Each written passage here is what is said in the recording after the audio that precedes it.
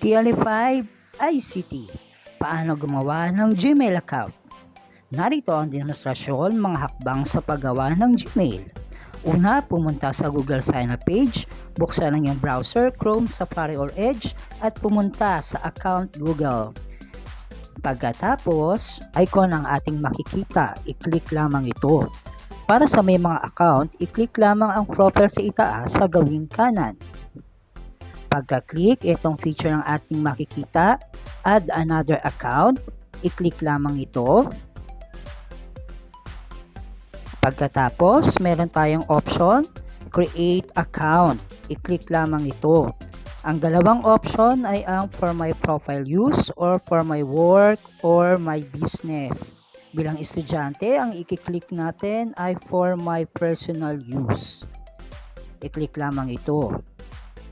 Pagkatapos, ikalawa, ilagay ang iyong pangalan, i-type ang iyong first name at last name sa mga nakalaang box. Pagkatapos ay i-click ang next sa gawing ibaba. Pangatlo, basic information, ilagay ang iyong birthday o kaarawan, ang iyong gender o kasarian. Mahalaga ito para sa security ng iyong account. Pagkatapos, i-click lamang ang next sa gawing ibaba.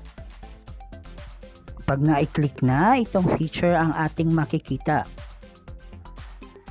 Ang sunod naman, ikaapat, pumili ng username.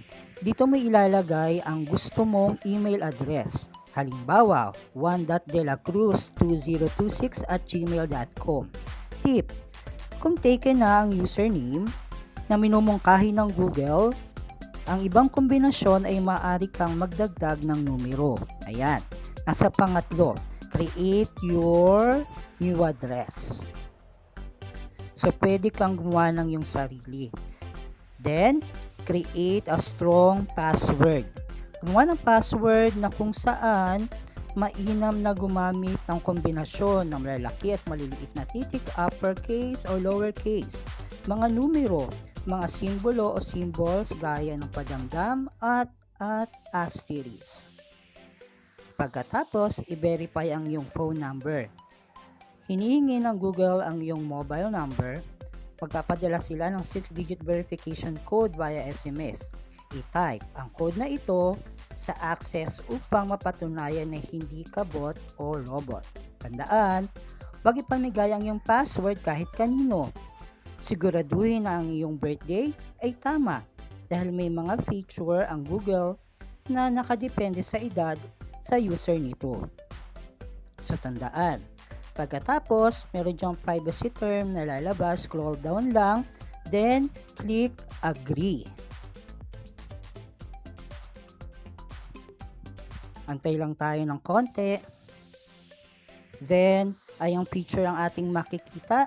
Ibig sabihin na receive na ni Google. Ayan, meron ka ng Gmail account. Congratulations! Panuto, humingi ng tulong sa iyong magulang o tagapangalaga upang makagawa ng Gmail account. Kung wala ka pang Gmail account, humingi muna ng pahintulot o parental consent upang magawa ito sa paaralan.